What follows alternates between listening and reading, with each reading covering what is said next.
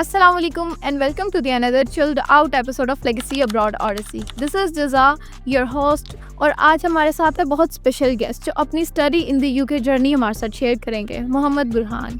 Welcome to the show Burhan. Thank you for having me here. कैसे हैं आप? अल्हम्दुलिल्लाह. Okay, let's start with a quick introduction. अपने बारे में बताइए.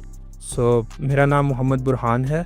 मैं मैनचेस्टर मेट्रोपॉलिटन यूनिवर्सिटी यूके से बैचलर्स कर रहा हूँ. Business management BA honours degree.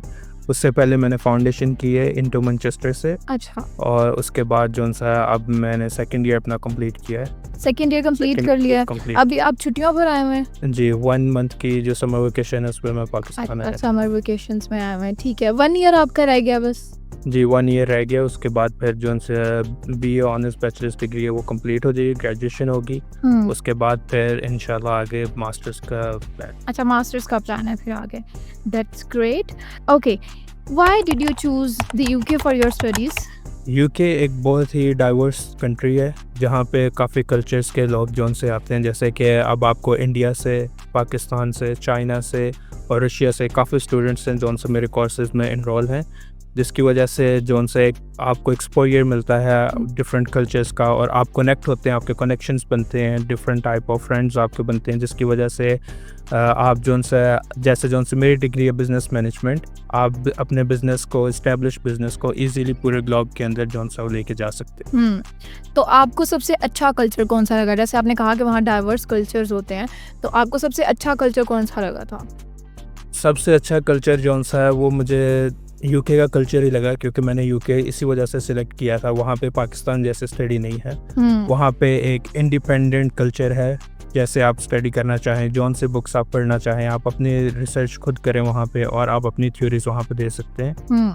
तो यूके का जौन सा कल्चर है एक इंडिपेंडेंट कल्चर है जो कि आपको सिखाता है कि आपने हर सिचुएशन में किस तरह से अपने आप को स्टेबल करना है और ख़ुद आपने जो सा अपनी मदद आपके तहत आपने अपनी जो सी लाइफ है वो आगे गुजार. ठीक है. और एक और क्वेश्चन है पर्सनली है कि आपका वहाँ पे फ्रेंड कोई ब्रिटिश या कोई चाइनीज़, जापानीज़, इंडियन? जी, वहाँ पे काफ़ी ज़्यादा कनेक्शंस मेरे जो से अभी बने हैं. इस कोर्स की वजह से लिंक्डइन प्रोफाइल बनाई है और दूसरे बहुत सारे कनेक्शंस जो उनसे कनेक्ट हुए हैं लोग मेरे साथ. जैसे कि इंडिया से मेरा बहुत ही अच्छा फ्रेंड है और वहाँ पे जो सा हम बैठ के बिज़नेस अपॉर्चुनिटीज़ डिस्कस करते हैं कि इंडिया में कौन सी बिज़नेस अपॉर्चुनिटी है और पाकिस्तान में कौन सी अपॉर्चुनिटी अवेलेबल है, ताकि फिर बाद में हम अपना बिज़नेस जो सा वहाँ पे स्केल कर सकें. तो मतलब इंडियन से आपकी फ्रेंडशिप हुई है वहाँ पे, ब्रिटिश से नहीं हुई? ब्रिटिश लोग भी काफ़ी हैं, ब्रिटिश से भी फ्रेंडशिप है. नेचर किसकी अच्छी लगी? Indian, British, Chinese? कौन सी कंट्री के लोग जो हैं वो नेचर वाइज अच्छे होते हैं? नेचर वाइज आई थिंक जो उनसे ब्रिटिश है वो लोग ज़्यादा अच्छे हैं नेचर वाइज. ओके, ठीक है. Most important question, how did you come across Legacy Study Advisors? मेरा एक दोस्त था जिसने लेगेसी स्टडी एडवाइज़र के थ्रू अप्लाई किया था. अच्छा. तो उसने मुझे सजेस्ट किया था कि आप लेगेसी स्टडी एडवाइज़र जाएं. फिर मैं लेगेसी स्टडी एडवाइज़र के ऑफिस में आया, आके मैंने विज़िट किया. मिस्टर सलमान जो कि हेड हैं लेगेसी स्टडी एडवाइज़र्स के, मैं उनके पास आया. वहाँ पे आके मैंने फिर उनसे सारा डिस्कस किया. उन्होंने मुझे सारी जौन सी डिटेल थी वो बताई कि आपने इस तरह से अप्लाई करना है. एक बहुत ही अच्छी लेगेसी स्टडी एडवाइज़र्स की टीम है जिसने मेरे सारे डॉक्यूमेंट्स खुद ही हैंडल किए. मैंने सिर्फ अपने डॉक्यूमेंट्स सबमिट करवाए थे और उसके बाद लेगेसी स्टडी एडवाइज़र से मुझे एक फ़ोन कॉल रिसीव हुई थी कि आपका एडमिशन जो सा वो यूनिवर्सिटी में कन्फर्म हो गया. और फिर उसके बाद आगे जौन सा वीज़ा प्रोसेस है, वीज़ा प्रोसेस के लिए भी जौन सा मुझे इंटरव्यू के लिए तैयारी करवाई गई थी पहले से ही. और जौन सा यूनिवर्सिटी है, सम टाइम ऐसे होता है कि यूनिवर्सिटी के अंदर भी आपका जौन सा इंटरव्यू लिया जाता है. तो एक मॉक इंटरव्यू जौन सा है वो स्केड्यूल किया गया था लेगेसी स्टडी एडवाइज़र्स की तरफ से. तो लेगेसी स्टडी एडवाइज़र ने बहुत ही अच्छा जौन सा रोल प्ले किया मेरे entire admission process. That's great to hear. Now let's talk about your arrival in the UK. How were your first impression? तो जब मैं यूके में लैंड किया तो पहला इंप्रेशन तो मैं बहुत ज़्यादा स्केर्ड था इमिग्रेशन की वजह से. जाहिर से. लेकिन अगेन लेगेसी स्टडी एडवाइज़र ने एक बहुत ही अच्छा इंटरव्यू की, इमिग्रेशन इंटरव्यू की जो सी तैयारी करवाई थी कि आपने इन इमिग्रेशन ऑफिसर्स को किस तरह से सेटिस्फाई करना है. क्योंकि मैं बैचलर्स के लिए जा रहा था, बाकी लोग जो से वो मास्टर्स के लिए यूके जाते हैं फॉर 1 ईयर, लेकिन मैं 3 years as a bachelor course के लिए जा रहा था. तो इमिग्रेशन जो सी थी वो इतनी मुश्किल नहीं हुई जो कि बाकी स्टूडेंट्स को मुश्किल लगती है. इमिग्रेशन ऑफिसर बहुत ही स्मूथ रहा मेरे साथ, उसने कोई इतना मुश्किल डिफ़िकल्ट क्वेश्चंस नहीं पूछा। क्वेश्चंस जो उनसे थे वो सारे मेरे कोर्स से रिलेटेड थे। उसके बाद यूके में जाके जो उनसा है यानी कि जो इन्वायरमेंट है वो पाकिस्तान से टोटली चेंज था। सबसे पहले जो उनसा वेदर वहाँ पे बहुत ही कोल्ड वेदर है, पाकिस्तान जैसा हॉट नहीं है। मैं तो एडवाइस करूँगा हमारे सुनने वालों को भी कि आप साथ कोई मेडिसिन यहाँ से लेकर जाएं, क्योंकि वहाँ पे जाके आपके लिए थोड़ी सी मुश्किल होती है, क्योंकि एक नया कंट्री, आप किसी को भी नहीं जानते, आपको नहीं पता होता आपने क्या करना है जाके। तो आप अपनी कोई मेडिसिन, कोई प्रिकॉशन, सेफ्टी प्रिकॉशन साथ लेकर चलें तो फिर जो सा ज़्यादा बेहतर होगा। Great. So, what were some of challenges you faced in those first 90 days? The most first challenge I faced was, I can say, accommodation. Accommodation एक बहुत ही बड़ा चैलेंज होता है किसी भी स्टूडेंट के लिए। वहाँ पे जाके उसने सबसे पहले अपनी जोन से अकोमोडेशन देखनी है, वो यूनिवर्सिटी के पास हो ताकि आपको आने जाने में आसानी हो, बाकी जोन से भी चीज़ें हैं वो ऑन द वॉक आपके लिए अवेलेबल हों। तो लेगेसी स्टडी एडवाइजर्स ने पहले से मुझे गाइड किया था अकोमोडेशन के बारे में। उन्होंने मुझे 4-5 जोन से अकोमोडेशन शो की थी कि आप ये वाली अकोमोडेशन जोन से वो सिलेक्ट करें। तो उसमें से मैंने एक अकोमोडेशन सिलेक्ट की थी जो कि अभी तक मैं उधर ही रह रहा हूँ। उस अकोमोडेशन में वो एक बहुत ही अच्छी और कन्वीनियंट प्लेस है, मेरी यूनिवर्सिटी से just 20 to 25 minute walking distance पे। तो एक ये बहुत अकोमोडेशन इज़ अ चैलेंज। मतलब आपको बस ट्रैवल की भी ज़रूरत नहीं है, 20-25 मिनट वॉक, बस ट्रैवल की ज़रूरत नहीं है, आप चले बाय वॉक में चला जाता हूँ, तो बाय वॉक आ जाता हूँ, जिसकी वजह से आगे जो उनसे आपके फाइनेंसेस हैं वो भी इजीली मैनेजेबल है। Great. Okay. Next question. How's your academic experience at Manchester Metropolitan University? मेरा यूनिवर्सिटी में एक्सपीरियंस बहुत ही अच्छा है। जैसे कि अब जो उनसे मेरे कोर्सेज हैं उसके अंदर मैंने पहले भी बताया, डाइवर्स कल्चर काफ़ी ज़्यादा है। डिफरेंट कंट्रीज से लोग जो उनसे वो आए हुए हैं आके ज्वाइन करते हैं, तो आपको डिफरेंट कल्चर्स के बारे में पता लगता है, डिफरेंट कंट्रीज़ के बारे में पता लगता है। For in my context business के बारे में पता लगता है कि आपने अपना बिजनेस वहाँ पे जाके किस तरह से स्केल करना है, वहाँ पे क्या अपॉर्चुनिटीज़ और थ्रेट्स अवेलेबल हैं आपके बिज़नेस के लिए। तो एक इंटरनेशनली ग्लोबलाइज्ड रिकग्नाइज्ड एक यूनिवर्सिटी है, तो इस वजह से मेरा एक्सपीरियंस अभी तक काफ़ी अच्छा है। फाउंडेशन भी आपने इस यूनिवर्सिटी से किया? फाउंडेशन मैंने इंटू मैनचेस्टर से किया है। वो एक फाउंडेशन सेंटर है, वहाँ पे आप जो सा है उसके बाद यूकेएस के थ्रू आप डिफरेंट एप्लीकेशंस अपनी कर सकते हैं। वो भी लेगेसी स्टडी एडवाइजर्स ने मेरी सारी एप्लीकेशन की थी। फाउंडेशन के बाद you can choose any university you want in the UK. अच्छा, हाँ। तो जो सा भी प्रोसेस है वो लेगेसी स्टूडेंट्स को एक ये चीज़ होती है कि अगर हम फाउंडेशन के लिए जाएंगे तो हमें वापस आना पड़ता है, देन वो दोबारा प्रोसीड करते हैं बैचलर्स के लिए। नहीं, उनको वापस आने की कोई ज़रूरत नहीं है। जब आपकी फाउंडेशन कंप्लीट हो जाती है, आपके पास तकरीबन 1.5 मंथ का टाइम पीरियड होता है। हाँ। तो आपने यूके में ही स्टे करके वहाँ से आपने अपना वीज़ा दोबारा अप्लाई करना है और आपका visa within the UK आ जाता है। मेरा तो वीज़ा आ गया था तकरीबन 2-3 आवर्स के अंदर मेरा वीज़ा आ गया था। 2-3 आवर्स में आ गया था? Great, 2-3 hours. अच्छा रिस्पॉन्स मिला है आपको। तो आप फाउंडेशन सजेस्ट करेंगे हमारे स्टूडेंट्स को? मैं तो यही सजेस्ट करूँगा कि फाउंडेशन लेना चाहिए। अपनी आप हायर एजुकेशन जैसे कि यूनिवर्सिटी में बैचलर स्टार्ट करने से पहले अगर आप फाउंडेशन करते हैं तो आपको यूके के इन्वायरमेंट के बारे में पता लगता है, उनके एकेडमिक क्राइटेरिया के बारे में पता लगता है कि उनका जो सा सिस्टम है वो आगे जाके किस तरह से चलेगा, आपने किस तरह से अपनी असाइनमेंट्स डेवलप करनी है। Great point. तो इस वजह से फाउंडेशन जो सा है वो ज़रूरी है। और दूसरा जो एक लैंग्वेज बैरियर पाकिस्तान स्टूडेंट्स को काफ़ी होता है, वहाँ पे लैंग्वेज अंडरस्टैंड करने में मुश्किल आती है। और जिस तरह जो फर्स्ट 90 डेज़ के अंदर चैलेंजेस होते हैं, अकोमोडेशन का चैलेंज होता है और बाकी जो उनसे जॉब्स के चैलेंजेस होते हैं, अगर आप फाउंडेशन ईयर लेते हैं इन द यूके तो आपको वो जो उनसे सारे चैलेंजेस है वो अपनी स्टडी शुरू करने से पहले आपके जो उनसे क्लियर हो जाते हैं, सॉल्व हो जाते हैं और उसके बाद जो उनसे आप अपनी स्टडी पे फोकस कर सकते हैं। Have you done any part-time job there? जी, अभी मैं पार्ट टाइम जॉब कर रहा हूँ वहाँ पे। एक रिटेल सेक्टर है जिसके अंदर मैं एज ए सेल्स एडवाइज़र वहाँ पे जॉब कर रहा हूँ। क्लॉथिंग ब्रांड है वहाँ पे। तो उसके अंदर जो 20 आवर्स अलाउ होते हैं एज पर लॉ, तो 20 आवर्स में वहाँ पे पार्ट टाइम जॉब। आपकी फर्स्ट जॉब यही थी? जी, मेरी फर्स्ट जॉब यही है। एंड स्टिल यही है, मतलब 3 साल हो गए आपको इस में। Great. Finances are always a big concern for international student. How do you manage your finances, your budget? जो सा फाइनेंस बजट है उसके लिए पहले आप अच्छी सी प्लानिंग कर लें। जैसे कि अब मैंने आपको बताया कि मेरी जो सी अकोमोडेशन है 20 to 25 minute walk from the uni. So आप बस ट्रैवल ना करें। अगर आप बस ट्रैवल करते हैं तो बस ट्रैवल के £2 चार्जेस हैं पर वे। तो आप जोन सा है ज़्यादा वॉक करें, अकोमोडेशन जोन सी है वो आप नियर लें अपनी यूनी के।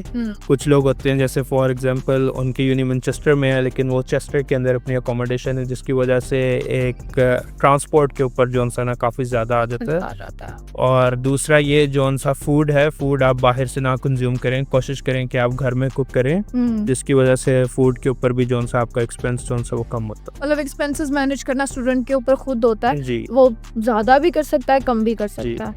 Okay, it's time for a quick game. ठीक है, और ये थोड़ा फनी गेम है, इसमें मैं आपसे फनी क्वेश्चंस करूंगी, वियर्ड क्वेश्चंस भी करूंगी, आउट ऑफ बॉक्स क्वेश्चन करूंगी, आपने क्विकली आंसर करना है। ठीक है, यूके में सबसे वियर्ड चीज़ क्या खाई आपने? सबसे वियर्ड चीज़ मैंने फिश एंड चिप्स। कभी बस में तो आपने ऑब्वियसली जी। ट्रैवल तो किया ही होगा, जी। चाहे आपकी यूनी पास ही है, कभी बस में गलत स्टॉप पर उतर गए हैं? जी, काफ़ी दफ़ा ऐसे होता है जब यहाँ से बंदा नया जाता है, वहाँ पे न्यू स्टूडेंट होता है, वहाँ पे तो समझ नहीं आती बस स्टॉप का। और यूके के अंदर हर बस स्टॉप के 2 नाम हैं, एक रोड का नाम होता है और एक जोन सा वो बस स्टॉप का नाम होता है। हर बस स्टॉप के जोन सा 2 नेम होते हैं, तो गूगल मैप के ऊपर कुछ और शो हो रहा होता है और जोन सी बस स्क्रीन है उसके ऊपर कुछ और शो हो रहा होता है। तो काफ़ी दफ़ा इस तरह होता है कि बंदा कंफ्यूज हो जाता है और किसी और स्टॉप के ऊपर। ठीक है, पहली बार ब्रिटिश एक्सेंट समझने में क्या आपको प्रॉब्लम फेस करनी पड़ी थी? एज सच इतनी प्रॉब्लम तो नहीं आई थी ब्रिटिश एक्सेंट में, क्योंकि यहाँ से ही एजुकेशन थी और उसके बाद आइल्स भी क्लियर किया था, जिसकी वजह से लिसनिंग में और स्पीकिंग में इतनी कोई जोन सा डिफ़िकल्टी नहीं आई थी। लेकिन कुछ वर्ड्स हैं जिसके अंदर डिफ़िकल्टी फेस करना पड़ी थी, वो जोन सा प्रोनाउंसिएशन है उसमें कुछ स्किपिंग वगैरह है, जिसकी वजह से थोड़ी डिफ़िकल्टी है। ठीक है, पार्ट टाइम जॉब में सबसे अजीब कस्टमर कोई मिला हो, कोई उसके साथ कोई आपको याद हो? सबसे ज़्यादा जोन से अजीब कस्टमर होते हैं वो यानी कि आपके पास आते हैं और आके फॉर एग्जांपल कि आप कस्टमर हैं और मैं वहाँ पे एज अ कैशियर खड़ा हुआ हूँ, आप आई और आपने आगे कहा कि मैंने ये जोन सी शर्ट ली थी मैंने चेंज करवानी है, जो कि पॉसिबल नहीं है हमारे लिए चेंज करना, क्योंकि वो डिफ़ॉल्ट पीस है या कुछ है, आपने वेयर की और आप आके चेंज करवाते हैं, तो जो जोन सा कस्टमर है वो बहुत ज़्यादा एंग्री होता है उस चीज़ के ऊपर। तो फिर हमें जोन सा हायर लेवल की मैनेजमेंट जोन सा वो उसके अंदर इन्वॉल्व करनी पड़ती है। ठीक है, यूके जाकर सबसे पहला क्या चीज़ गूगल की थी? सबसे पहली चीज़ क्या गूगल की थी? जब सबसे पहली चीज़ तो अपनी अकोमोडेशन ही गूगल की थी कि यूनी कहाँ पे है और अकोमोडेशन कहाँ पे है, और उसके बाद फिर जोन सा है अकोमोडेशन आए आके देखा कि कौन सा वे आता है यहाँ पे, कौन से रास्ते से आना है, कौन सा रास्ता बेटर है। गूगल मैप्स यूज़ किए होंगे। ठीक है, कभी किसी ब्रिटिश ने यू ओके बोला हो और आपने इमोशनल होकर फुल कहानी सुना दी हो? नहीं। रूममेट्स के साथ कभी फ्रिज वॉर हुई हो कि मतलब उनका खाना चोरी करके खा लिया या उन्होंने आपका खा लिया? जी, ये तो चलता रहता है, हर दूसरे दिन जोन सा है ऐसी फ्रिज वॉर जोन से वो चलती रहती है। कभी कोई चीज़ ले आता है, फॉर एग्जांपल कभी एक दोस्त जोन सा वो फ्रूट ला के रख दिया उसने फ्रिज के अंदर और सुबह उठ के जोन सा मेरे पास टाइम नहीं था तो मैंने वही फ्रूट कंज्यूम कर लिए। तो ऐसे जोन से फ्रिज वॉर जोन से वो चलती रहती है, is a common thing there. कभी लेक्चर में सिर्फ गए हो अटेंडेंस के लिए या कभी बंक किया हो यूनिवर्सिटी में? आपको पता है यूनिवर्सिटी लाइफ के अंदर बंकिंग जोन सा वो तो चलती है, Normal है। फ्रेंड्स के अंदर नॉर्मल है। तो लेक्चर में जाके मेन गेट से एंटर होके जो दूसरा डोर है वहाँ से आप एग्जिट कर गए हो, तो बंकिंग जोन सा वो वीक में 1-2 बार तो और कभी पकड़े गए? नहीं पकड़े कभी नहीं गए। ठीक है, कभी किसी ब्रिटिश फ्रेंड को देसी स्लैंग यूज़ करके कंफ्यूज किया हो? जी, किया है? ब्रिटिश क्या? फ्रेंड्स को जोन सा कभी देसी स्लैंग आप यूज़ कर देते हो तो वो कंफ्यूज हो जाते हैं, वो बाद में मीनिंग्स वगैरह भी पूछते हैं आपसे, तो किया है इस तरह। फैमिली, हाँ, यूके जाने के बाद मम्मा का सबसे कॉमन व्हाट्सएप मैसेज क्या होता था? मम्मा का सबसे कॉमन व्हाट्सएप मैसेज यही होता है कि आप ठीक हो, क्या कर रहे हो, क्या नहीं कर रहे। सबसे कॉमन तो यही मैसेज आता है कि ठीक हो, आपकी हेल्थ कैसी है, हेल्थ ठीक है आपकी। बिल्कुल। कभी पेरेंट्स से फ़ोन पे बात करते हुए रो दिए बस एक्टिंग के लिए ताकि वो थोड़े सॉफ्ट हो जाए, कोई बात मनवाने के लिए बस रो दिए? जी, जब फर्स्ट टाइम वहाँ पे था, ईद थी, तब जोन सा बंदे को रोना आ जाता है। ईद तो इमोशनल हो गया था थोड़ा, और उसके बाद फिर आई थिंक मैं पाकिस्तान आया था ईद पे ही, विद इन 1 और 2 डेज़ के अंदर मैंने अपनी टिकट करवाई थी, फिर मैं पाकिस्तान। अच्छा, मतलब आपने रो के टिकट बनवाई थी, अपनी टिकट को बनवाया था। ठीक है, क्या कभी घर वालों को बताए बिना कोई पार्टी अटेंड की हो यूके में? जी, हर वीकेंड जोन सा घर वाले देख रहे पार्टी, कोई बात नहीं। ये ना नेक्स्ट ईयर आपके लिए मुश्किल हो जाए यूके। नहीं, कोई मुश्किल नहीं, हर वीकेंड यूके पार्टी होती है, फ्राइडे नाइट और सैटरडे नाइट। सो बहुत ज़्यादा टाइम डिफरेंस है यूके का और पाकिस्तान का, तो आप वहाँ पे पार्टी पे चले जाएं, पाकिस्तान में घर वाले सो रहे होंगे तो उनको कोई पता नहीं होगा। मतलब मना नहीं किया कभी उन्होंने? कभी आपको मना नहीं parties किया। वगैरह से? अच्छा, ठीक है। अच्छा हाँ, रेसिपी तो आप पूछ जी। रहे होंगे मम्मी से, तो क्या मम्मी से रेसिपी पूछकर यूके में खाना बनाया और फिर सब कुछ उल्टा हो गया, मतलब ख़राब हो गया? जी, काफ़ी दफ़ा इस तरह होता है कि फ़ॉर एग्ज़ाम्पल आप कोई सालन बना रहे हो तो आपके पास इतना टाइम नहीं होता कि आप जो सा वीडियो कॉल के ऊपर रहते हुए जो सा फूड कुक करें, तो आप पहले रेसिपी सारी जो से वो सुन लेते हैं कि ये रेसिपी है, इस तरह से बनाना है, तो उसके बाद फ़ोन बंद करके आप जो साइड पे जाके खुद बनाते हैं, तो फिर जो सा खराब। थोड़ा बहुत ख़राब हो जाता है। क्या सबसे ज़्यादा आपको ईज़ी लगा बनाने में और क्या सबसे ज़्यादा मुश्किल लगा? राइस जो से वो सबसे ज़्यादा ईज़ी है वहाँ पे कुक करने के लिए। कौन सा राइस? बिरयानी, पुलाव, चाइनीज़? मैं तो वहाँ पे जो सा चाइनीज़ और जो सी बिरयानी है वो बनाता हूँ, ठीक है। तो वो तो दोनों ही काफ़ी ईज़ी है, इतना डिफ़िकल्ट नहीं है। और मुश्किल क्या था? मुश्किल जौन सा है आप कह सकते हैं जौन सी स्वीट आइटम है वो काफ़ी ज़्यादा मुश्किल है, क्योंकि उसके लिए इंग्रेडिएंट्स बहुत ज़्यादा चाहिए होते हैं। फिर उसके बाद आपने उसको फ्रिज में फॉर कूल डाउन होने के लिए रखना होता है, तो वो आप कह सकते हैं सबसे ज़्यादा मुश्किल टास्क है। मुश्किल टास्क है। आप जब खाना बनाते हो बस अपने लिए बनाते हैं या पूरे फ्रेंड्स के लिए जो आपके साथ रहते हैं, वो रूममेट्स? वो डिपेंड करता है कि अपने लिए बना रहे हैं कि बाकियों के लिए, क्योंकि कोई एक ऐसा डे होता है जिस दिन हर कोई जो सा घर में अवेलेबल होता है, तो फिर हम बाकियों के लिए भी बना लेते हैं, नहीं तो सिर्फ अपने लिए कुक किया। क्योंकि बाकी सब बिजी होते हैं जी, अपनी बाकी सब जॉब्स अपने में, आप अपने अकेले हैं। जॉब्स। कौन सा काम करते हुए सबसे ज़्यादा मम्मा की याद है? कि आपको एक काम करना बिल्कुल नहीं पसंद और वो आपको करना पड़ रहा है, तो वो मम्मा की याद है, यार काश मम्मा होती कर देती।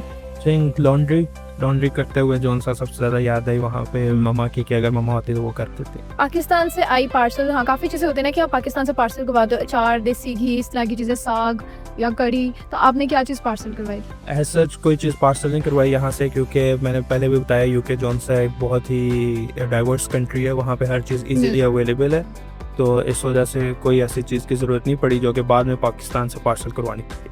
फिर भी यहाँ पे कुछ देसी चीज़ें हैं, गोलगप्पे और हमारे देसी ठेले- चीज़ें जौन सी उसका जौन सा टेस्ट है वो सिर्फ आपको पाकिस्तान आके ही हाँ, मिलेगा, बिल्कुल। वहाँ पे अगर आप पार्सल भी करवा लेते हैं तो उस जैसा टेस्ट तो आपको नहीं वहाँ पे मिलेगा। नहीं तो आपने सबसे ज़्यादा क्या मिस किया? गोलगप्पे मिस किए, समोसे मिस किए या क्या? सबसे ज़्यादा जौन सा है पाकिस्तान के समोसे वहाँ पे मिस किए मैंने। ठीक है। क्वेश्चंस खत्म। काफ़ी अच्छे आंसर्स दिए आपने, फनी भी दे दिए थोड़े बहुत। Back to the business. Did you receive any scholarship और फाइनेंशियल सपोर्ट ये फ्रॉम यूनिवर्सिटी? स्कॉलरशिप जौन से मुझे मिली थी यहाँ से, आई थिंक 5000 पाउंड स्कॉलरशिप थी for Manchester Metropolitan University for 3 years, यानी पर ईयर जौन सा 5000 pound, so totalling 3 year 15,000 pound scholarship जौन से वो मिली थी। ठीक है, 15,000 पाउंड्स। और इनिशियल आपने कितना पे किया था यहाँ से फाउंडेशन के लिए? फाउंडेशन के लिए इनिशियल मैंने यहाँ से पे किया था 5000 पाउंड इनिशियल पे किया था यहाँ से। सबसे ज़्यादा एक्सपेंसिव वहाँ पे क्या है? सबसे ज़्यादा एक्सपेंसिव जौन सा मुझे लगा वो तो फूड ही लगा है। सबसे ज़्यादा एक्सपेंसिव जो आप बाहर से फूड खाते हैं, फास्ट फूड हो गया या फिर दूसरा फूड हो गया, वो सबसे ज़्यादा एक्सपेंसिव। अगर ट्रैवलिंग की बात की जाए तो ट्रैवलिंग ऐसा इतनी एक्सपेंसिव नहीं है, वहाँ पे रेल कार्ड्स और बाकी जौन सा डिस्काउंट कार्ड स्टूडेंट्स को अवेलेबल है, जिसकी वजह से एक्सपेंसेस आपके थोड़े कम हो जाते हैं। Okay, so finally, last question. How would you describe the role of legacy study advisors in your journey? Legacy Study Advisor मेरे पूरी जर्नी की बैकबोन रही है। जैसे मैंने पहले भी बताया, मुझे कुछ भी करने की ज़रूरत नहीं थी, बस लेगेसी स्टडी एडवाइज़र के पास आया, उनके पास आके मैंने मीटिंग की, उन्होंने बस मेरे से डॉक्यूमेंट्स मांगे, मैंने अपने डॉक्यूमेंट्स दिए उनको पूरे करके, और फिर लेगेसी एडवाइज़र ने मेरा सारा जौन सा प्रोसेस था, इंटायर प्रोसेस उन्होंने हैंडल किया। तो अभी तक लेगेसी स्टडी एडवाइज़र्स जौन से हैं वो मेरे जौन से गाइडलाइन है, मुझे गाइड देते हैं, एडवाइस देते हैं और जौन सा मेरी हेल्प कर रहे हैं। मतलब आप इतने अच्छे हमारे स्टूडेंट बन गए कि आप 1 महीने की छुट्टी पे आए और हमसे मिलने आए हैं। जी, Thank you so much and that's wonderful to hear. Thank you for coming. Thank you. And to all our listeners, if you are dreaming to study abroad, don't hesitate to reach out to Legacy Study Advisors. Until next time, stay safe, stay happy and keep dreaming big. Allah Hafiz.